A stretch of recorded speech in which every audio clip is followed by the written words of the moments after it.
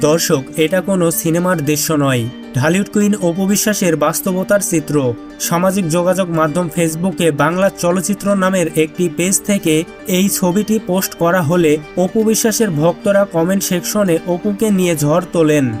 MD Nazmul লিখেছেন, সোনার কাছে ছেঁড়া হলে আরও সুন্দর দেখা যেত। এমডি আলাউদ্দিন লিখেছেন, ভাগ্য ভালো এটা বুবলি করেনি, করলে কদুমাসির জ্বালায় কেউ থাকতে পারত না। নোরা ফাতিহা লিখেছেন, জায়েদ খানের কদু বিশ্বাস। সাফা লিখেছেন, ওরকম মোটা ঠ্যাং বের করতে এদের লজ্জা করে না। শিমুল খান লিখেছেন, লজ্জা শরম কিছু নাই, বেহা ফালতু ঘেন্না করে। মোহাম্মদ মনির মিয়াজি লিখেছেন, টাকার অভাবে ছেঁড়া প্যান্ট পরে ফকিন্নি।